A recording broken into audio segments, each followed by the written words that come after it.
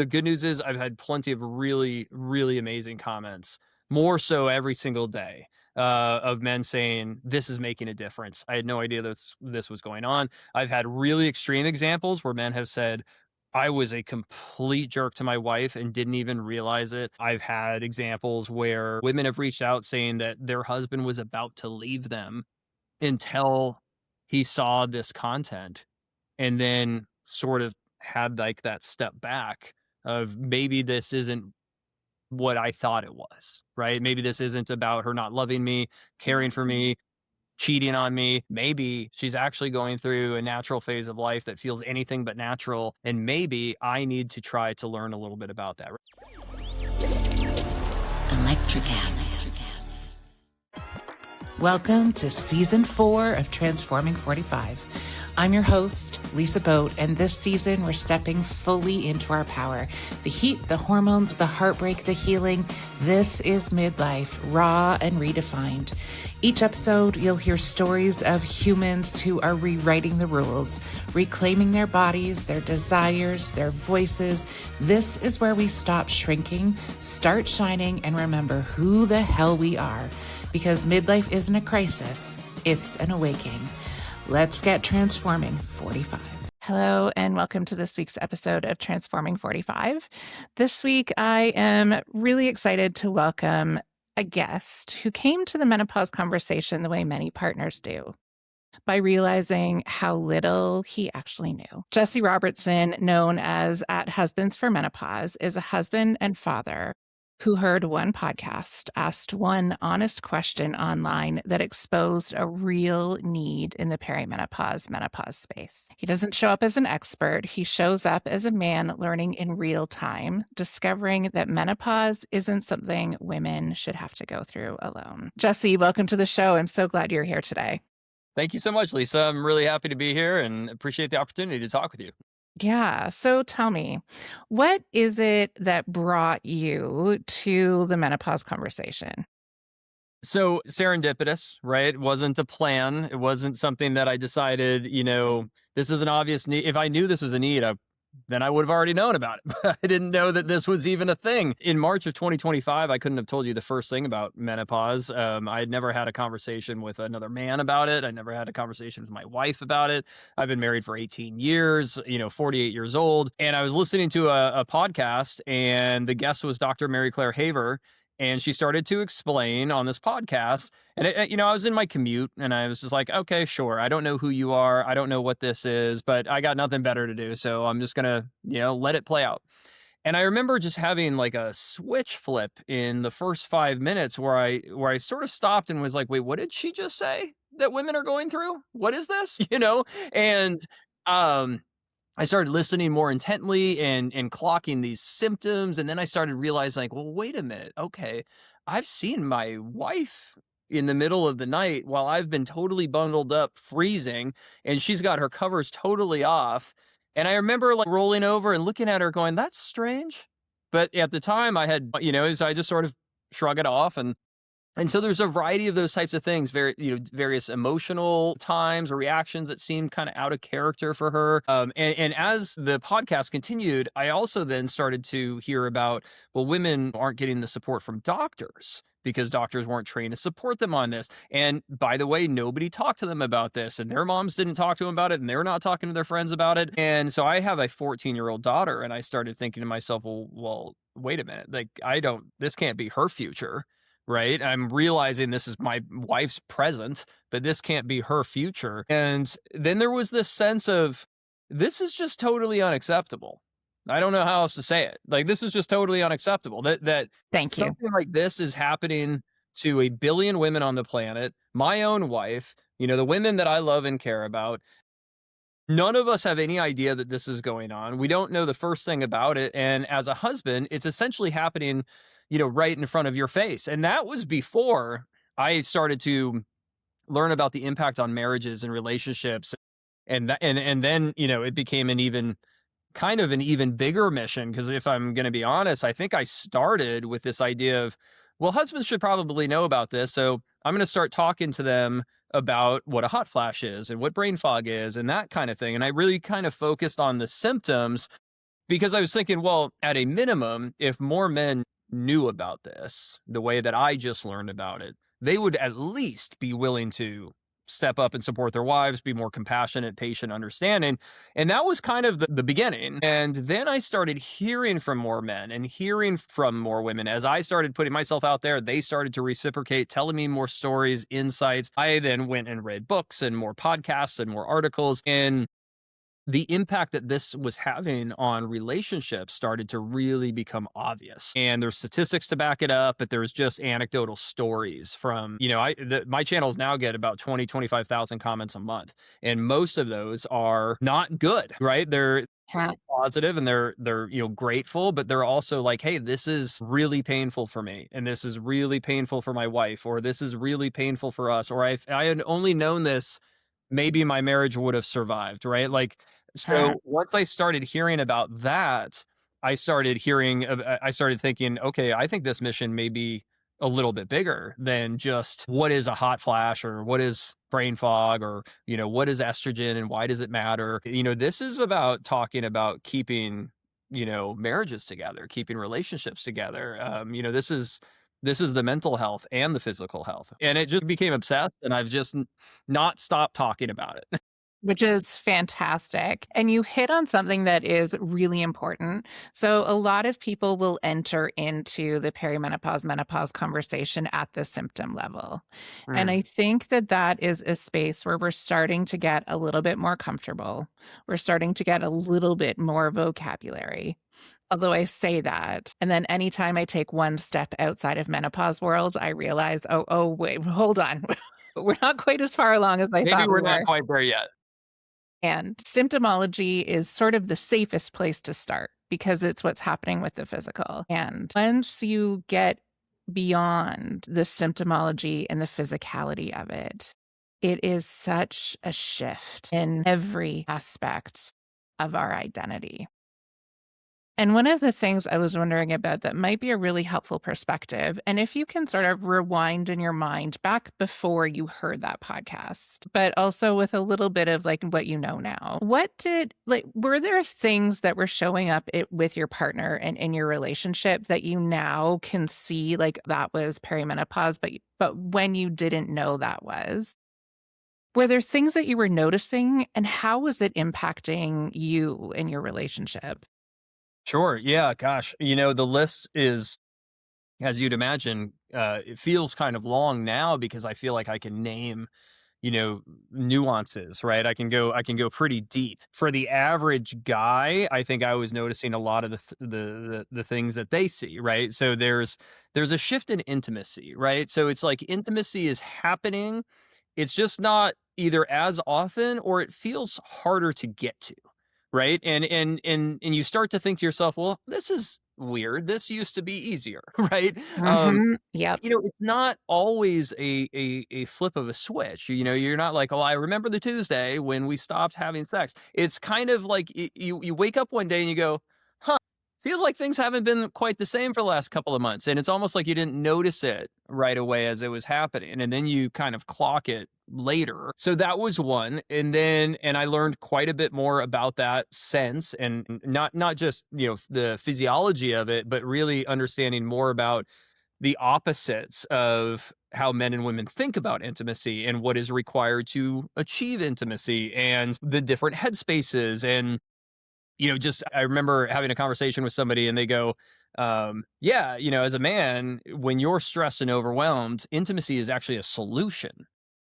But for a woman, it's the last thing that she wants, right? It's so flipped that, really men can't wrap their heads around it because they're like, "Well, what do you mean? You're stressed out? Well, let's head up to the bedroom." That's not, that might have worked when you were 22, but it's not working right now. So that is, so there was that. And then there were different emotions that seem to be outsized or out of character.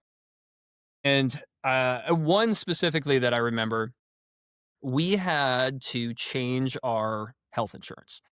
So it was just a business change, right? The company decided we're not going with this plan, we're going with that plan. And so it's like, okay, let's go through the motions. Well, in doing that, what we found was the pediatrician that had been with our kids since birth was not going to be on the new plan. And our kids are, 14 and 12.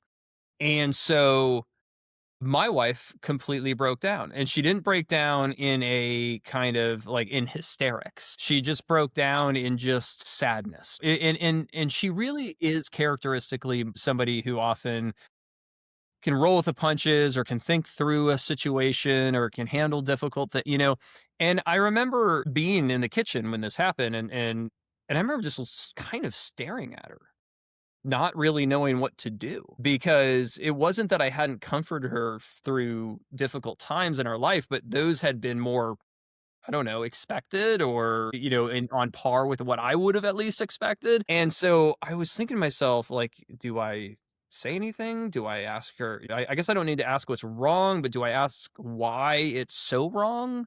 It seems like this is just sort of life, right? Like, this happens, you got to deal with it, whatever. And so I remember just sort of clocking that one as, okay, that's another thing that seems like it's a little bit odd. And then I think the third one became more of a general sense of this feeling like she's almost, I don't want to say always, but just often overwhelmed.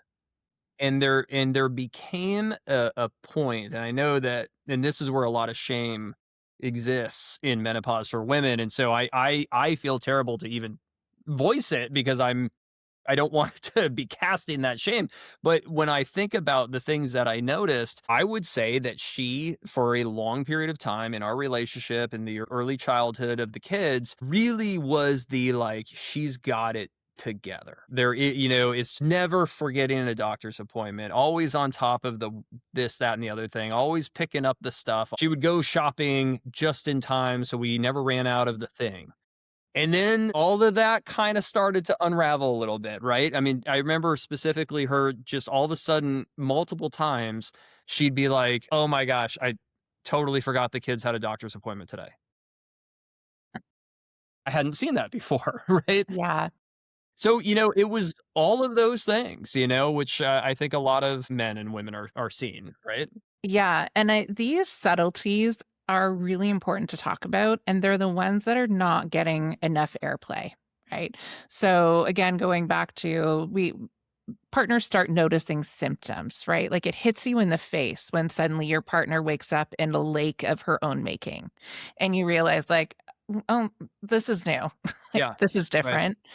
And there are all of these subtle changes that start happening that really need to the way you put your finger on them was really powerful and made me start thinking about when I started realizing there was a shift in myself, it was because I looked at myself in the mirror and I had no idea who was looking back at me. And so I can only imagine that if I was having that experience, my partner was having that experience too in different ways, but in those subtle ways of, oh, yeah, like she's not managing things the way she did at one point. Like what is happening there? Oh, it's because this transition is so incredibly energy expensive. Right. This, as Dr. Mary Claire Haber talks about, peri-chaos. Peri-chaos is happening in the body. And so it's taking so much energy for the body to just do the physical things that it always did with ease, that all of the other things start to fall off. Like when we missed our first appointment and I said, I've lost my capacity to use a calendar. And it's like, it really is one of the things. And I used to be a person, I never had to write anything down. I never had to make lists. I never missed anything. I was saying, like your way, with your partner, I was on it. I was on it all. And so the transition for me of getting used to how this brain works now, it's like having a new operating system that I don't understand yet. And so, how do I communicate that to my partner? So, have you found some ways that are feel gentle and supportive to be able to start having these conversations around let's together figure out this new operating system? For sure. Well, I think the things that I've explored, a couple things. I've talked with a number of husbands who have gone down what you could call the wrong path, right? To try to achieve the same thing, but there's different routes you can take, and that's not a good one, right? And I can talk about that in a minute. But what has helped me out is number one, it's just learning a little bit, right, about this. And so obviously I'm learning a lot about it because this is a passion for me and I'm sort of obsessed with educating men about menopause. So I'm like the only guy on the freeway listening to a menopause content or podcast, right? Yeah. For sure. But what that has allowed me to do is kind of give a sense of agency to her, I suppose, where I can say, I know you don't know what this is. Like, and that's okay. I don't either. Let's Yeah. talk about it. Right? Like, and it becomes more of a question of you gotta get away from talking about the actions, right? The missed appointment, the missed grocery run, the dinner that wasn't ready, the laundry that's piling up, the whatever. Whatever a husband would point at their wife and say, "What that's not working the way it used to," right? And you've got to move into feelings. And the feelings are important because they're obviously subjective, but they're hard to argue, right? If I say, "I feel this way," you're not gonna be like, "No, you don't." Like, that would be weird, right? Yeah. If I say that this is the right way to do it, you can say, "No, it's not," right? And then now we have a debate, right? So if she is going to be able to say if you're gonna give her the ability just to open up a conversation where she can say, I don't feel like myself. Or if when you judge and blame me for these things that are out of my control, it makes me feel like you don't care about me anymore. It makes me feel like, that kind of thing. And so she's not saying you don't care about me. She's saying that makes me feel like you don't. And what that does is it allows both people in the conversation to be like, whoa, that's not what I'm thinking. Right. But you don't even get there if you start talking about the action, the behavior, the thing you said and the way you said it, and I didn't like that and that kind of thing. So, I really try to help husbands understand that number 1, if you learn a little bit about this, you don't have to be an expert, but just learn a little bit so that you can have some familiarity about what's going on, because what that's going to do is it's going to give you the opportunity to have some compassion and some patience. Like, a perfect example is my wife. I don't recognize her anymore. She's lashing out at me. She's having these mood swings. She's treating me like a punching bag. They'll, that kind of stuff. And the conversation I'll get into with them is, and what did you do? Right. And then, of course, it's like, well, you fought back. Well, guess Huh. how that turned out. Right. But if instead you were in that moment, and I'll say this to men, I'll say, listen, your feelings matter. And no, you shouldn't be verbally abused. Right. Uh-huh. However, if she is in the middle of a mood swing where women have described it as having a little voice inside their head, literally saying to stop acting this way, but they can't, right? And it's just this out of body, out of control feeling in the way that she may react to a stressful situation or loud chewing or anything else, right? Yeah. And as a husband, if you understood that that's just part of this process that needs to play out, then when it happens, you kind of go, okay. What's been interesting more recently talking with women is women have actually said, listen, I don't feel good about it when those things happen. I don't enjoy getting mad at my partner. I know I'm doing it. Okay. I don't want to be, I don't want to feel this way. But what I definitely don't want is for him to fight back, judge, blame me for this. What I would prefer is he has a little bit of patience and a little bit of compassion, which is going to allow me to come back later when things have chilled and say, you know what? I'm really sorry about how that went down. That wasn't me, and then you can do that. But if you don't have a baseline understanding of what's going on, then you're going to defend yourself. You're going to make assumptions about what this means. She doesn't love me anymore. She's cheating on me. She's this. Yes. It's interesting you ask that question because I would say that this is sort of the space I'm like presently in right now on this journey, which is almost feels slightly more advanced than where I began, you know? Yeah. Yeah, which is great, right? Yeah. Like that Yeah. I'm ideally. evolving. I'm learning Yes, in real time. yeah. Yeah. That is the trajectory, and it's really where the heart of the work is, right? Is in this time. The approach of coming to a conversation with a little bit of perspective taking and curiosity is really where you can get into conversations that are meaningful because like you said, you've had women say to you, This doesn't feel good to be doing this." It really doesn't. And then you not only are you in this shame cycle of all of these things are happening in my body, I have no control over it. And now I've just lashed out and I've made it uncomfortable for people around me. And that's why this conversation is not just for women, which is why the work you're doing is so important because it doesn't just impact the human who's having the physical experience of it. Because I always describe women as the minister of infrastructure, right? Like that is our role in a family. We provide the infrastructure for everything. The glue that holds the family together, all right? Right. And when the minister of infrastructure all of a sudden can't hold up that infrastructure, impacts the young humans who live in the space, partners in the workplace, which is where I do a lot of work and support, is what this looks like in the workplace. And it comes down to having really good ways to talk about it. And we were briefly chatting earlier before we started. There was nothing in you and I are the same age. So there's nothing in our early teen years that suggested that this is where we were going to end up at some Sure. point. Yeah. And on that note, at the same time, can you think back to your lived experiences that maybe moved you toward being a person who could do this learning and speak to it in a way that is really empathetic and supportive? Yeah. Therapy.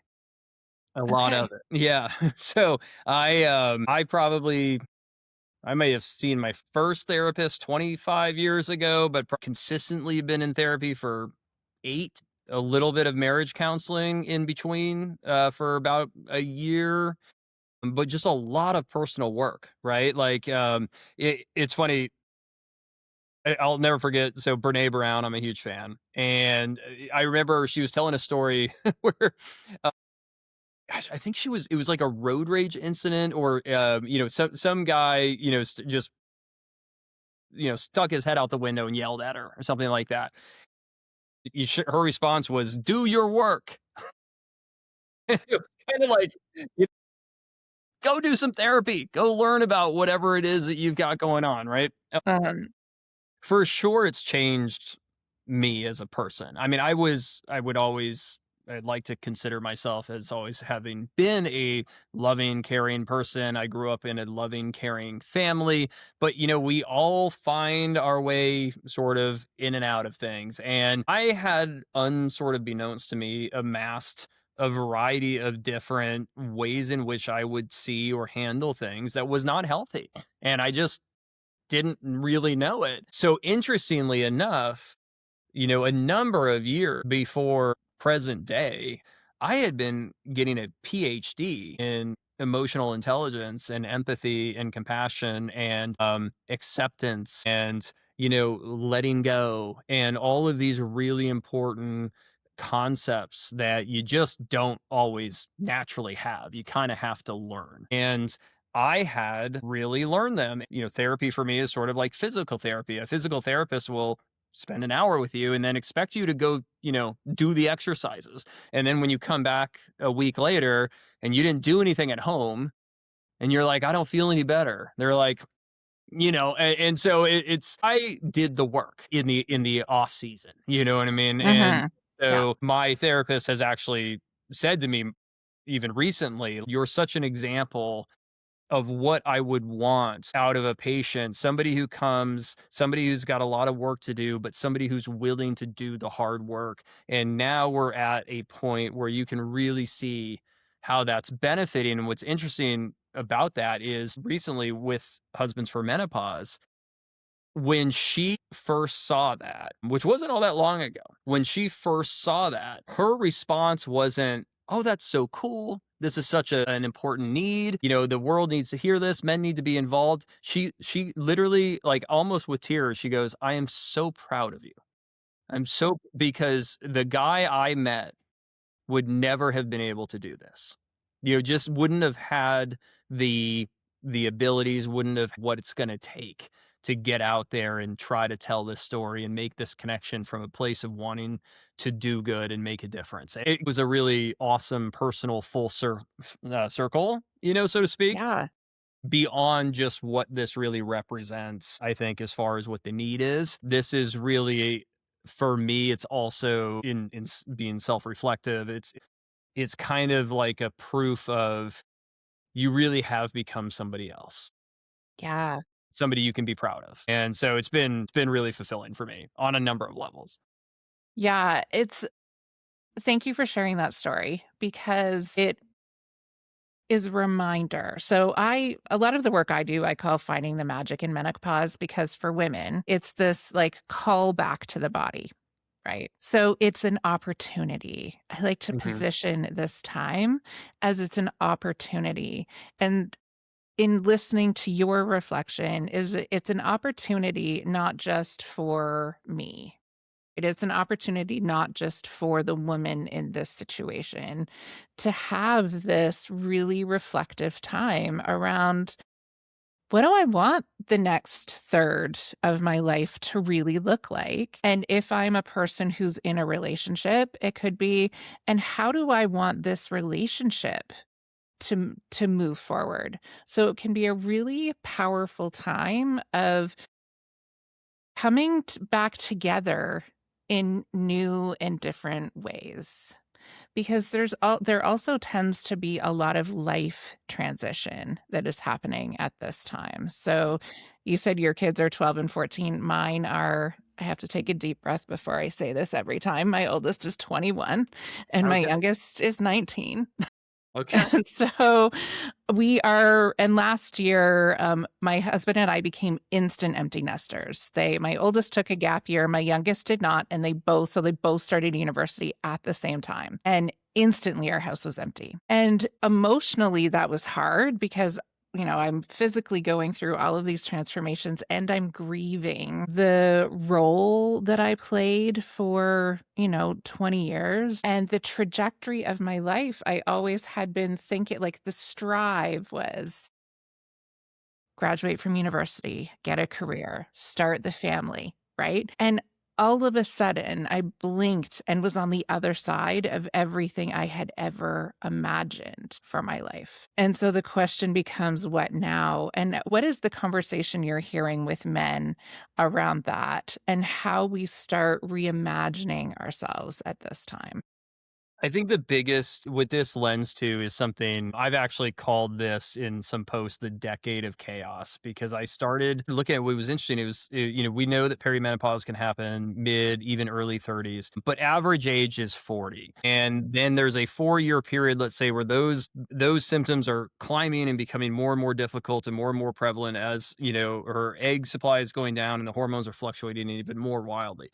By 44 in the US, you could say that a woman has reached peak career by salary. So just defined by money, peak career. So now you have her getting these, you know, symptoms and the lack of sleep and the brain fog all the way to the point where she is now about to peak at her career. She's peaking at her career, but then an empty nester average age I want to say was 49. So if you back that up, you understand that at the same time that these symptoms are peaking and her career is peaking, she's also starting to raise high school kids that are gonna then leave on the 100 ninth year, one or both is gonna be gone. She's going to have to carry the anxiety, the depression, the difficulty, the grief, and the emotion of that. However, the average age that a woman loses one or both of her parents is 50. And so now you back that up and you realize that on top of all of this, she was also caring for elderly parents that were potentially towards the end of their life. Put that all together, and that's the 10 years of her life, right? And I bring that up because the conversation with men that really needs to continue to be had and needs to be brought to another level is it's not just about understanding what menopause is and what these symptoms are and that sort of things. It's understanding the context in which they happen. And because they don't happen in a vacuum. They happen when all of this is going on, right? And you brought up the workplace. When I first started learning about hot flashes, I was like, okay, so these are, and this is before I even really learned about hot flashes, but I was like, okay, so uncomfortable, flushed, happens at night. Okay, I mean, that sounds pretty terrible, but got it. And then I came to really learn like the actual intense heat, the oven blast, the microwave by your bones, the drenched in sweat, the changing of clothes multiple times, the sleeping on towels, right? The inability to go, you're hot, then you're cold, and all. And so I started talking to husbands and saying, all of that, that also happens during the day. That also happens while she's in a conversation talking to somebody at the park, if she's lucky, or it happens in the middle of a job interview, or it happens in the middle of a presentation, or it happens in the middle of a boardroom. And when it's happening, it's the only thing she can focus on until it's gone. And that is a different level contextually of understanding a symptom of menopause. And that's just one. That is kind of the story that I'm starting to work with for men, which again is just a transformation of this is what a hot flash is, or this is why a hot flash happens, to this is why you have to understand how devastating this can be. Yeah. And then it's frozen shoulder, and then it's weight gain, and then it's everything else. Yeah, and the neurological symptoms as well. Like, probably because I do a lot of work in the workplace, the conversation focuses a lot around brain fog and word recall issues. And inevitably, at the end of a session, I will have one or two women come up to me and say, "Lisa, I was sure I was in the early stages of Alzheimer's." Yeah. Yeah. And so you have these women, brilliant women who bring incredible institutional knowledge and wisdom to the workplace, who are dealing with the physical symptoms, like you said, but then at the deeper level, holding this fear of what is happening to me and am I no longer capable? And then also thinking through, like, what do my colleagues now think about me? Do they think I'm not capable? And so it's those pieces that really start to impact your identity of like, can I even continue to do this work? Yeah. And we have the statistic that 1 in 10 are leaving the workforce and 1 in 5 think about it. Because not only because of the physicality of it, but in the ways that it impacts confidence.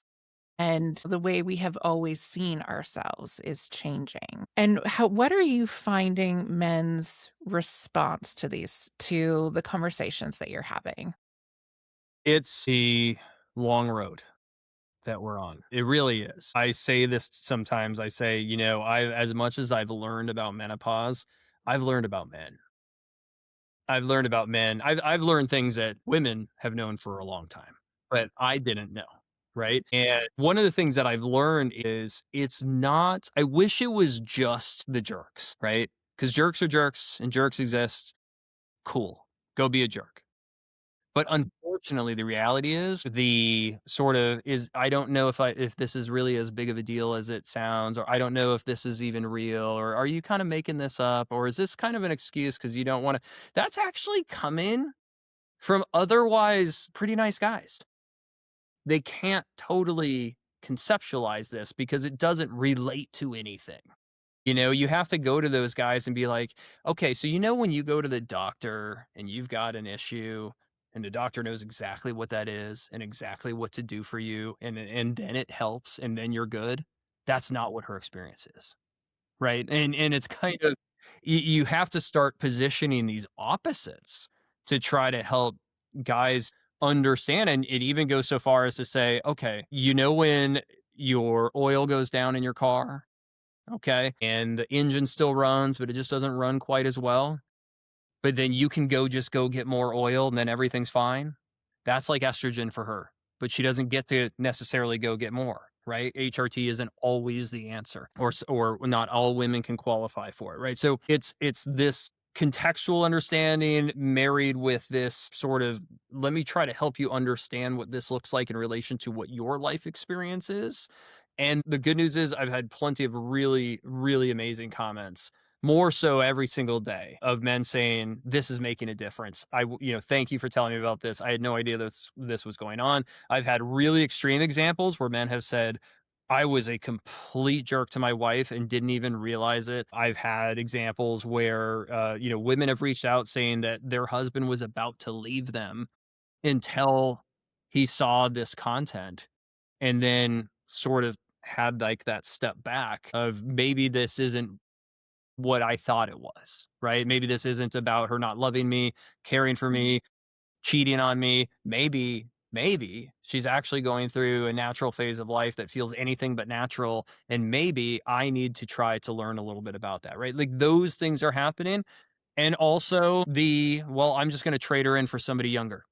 That's happening too, right? And you get those types of things. And so the one thing that has been really rewarding is watching the transformation of just pure engagement from men, period, almost in any way, right? You can imagine that for a while I didn't hear from a man. Like, I'm out here talking to husbands, talking to husbands, talking to husbands, but none of them were listening, right? Their wives were saying, I'm hearing you, you know, I'm sending it to him. I'm sending it to him. I'm watching with him, right? Like, I'm sitting here watching on full volume and I know he's in the next room. Like, they, I mean, really, the women deserve the credit for why Husbands for Menopause has been successful, because without them really advocating for this message, sort of using my connection to men, my voice, but they were the shepherds of the voice, right? Because it wasn't getting to the men. Uh, 9 to 10 months later, finally this is naturally arriving on men's doorsteps, right? And men are engaging. They're finally writing back. It's funny. They're not up for the comments very often, but they're up for the DMs.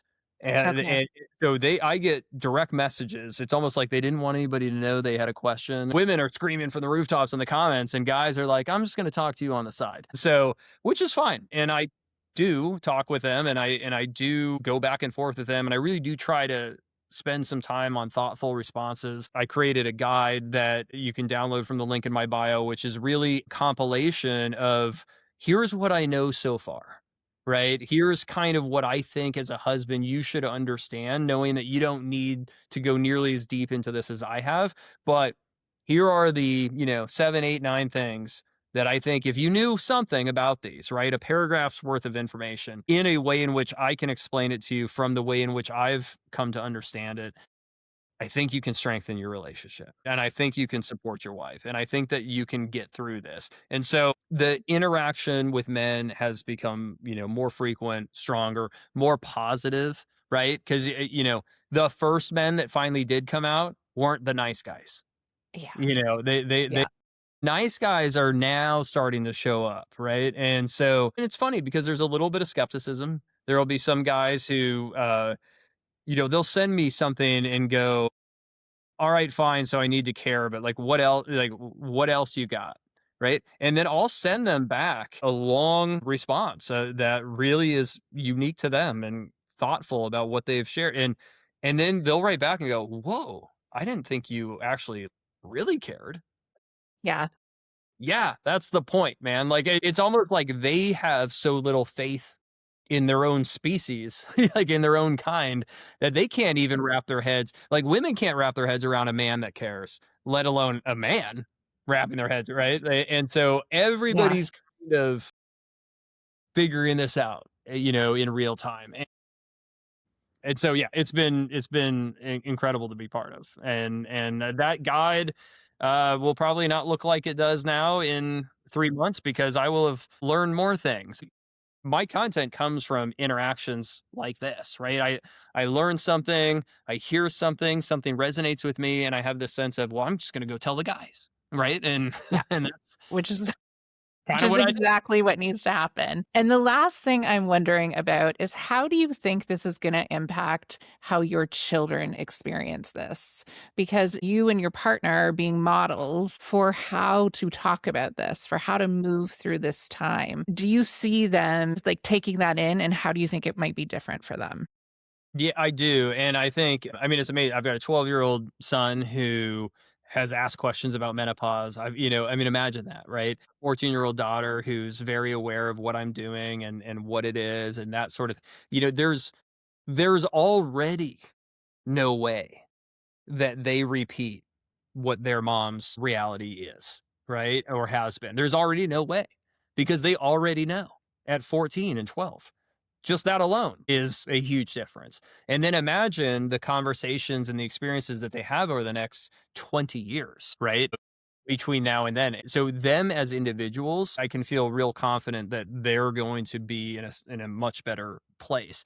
Now, as far as the world is concerned, as far as the medical system is concerned, as far as the workplace is concerned, that's going to be a longer journey. We know that there's very cool things happening in Australia, in Ireland, in the UK, but America, we'll get there someday. Right?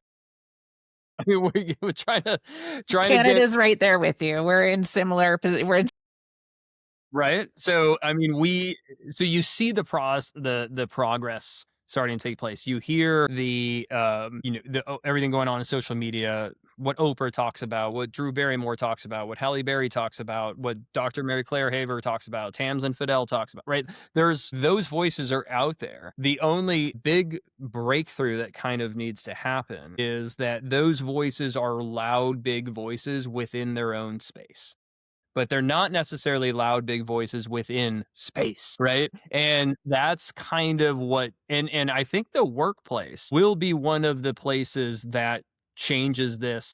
The workplace and the medical system, right? Like the voices on social media and all that, that's good, and it's going to help sort of beat the drum. But we have to have a different protocol for doctors. We have to have a different protocol in the workplace. Like these are things that absolutely have to take, but when they do, then this becomes systemic, right? This becomes something that will just be sort of in the culture and in the way of existence for all of us. But it needs to touch those things that are kind of ubiquitous, like medicine, work, right? yes, It absolutely. it can't just be like if you happen to follow that person on Instagram. Well, we need to change billions of people, not a million. Yeah, absolutely. It's what I do a lot of work with teaching unions because I was a teacher for 20 years before I started this work. What's exciting about that is what you were saying, because we are working toward policy conversation where we actually start to implement changes in collective bargaining. And that's where systemic change starts to happen, is when that policy actually starts being embedded so that it just becomes part of workplace culture and it's not just a women's issue. Jesse, thank you so much for this conversation. It has been really great. I so appreciate your time and your insights, which have been really interesting. And all of the ways that you can connect with Jesse will be in the show notes. So make sure you check that out. Thank you so much, Lisa. I really appreciate it. It was great talking with you. Thank you for hanging out with me on Transforming 45. If you laughed, nodded, or had an oh wow moment, hit follow and share it with your favorite midlife human.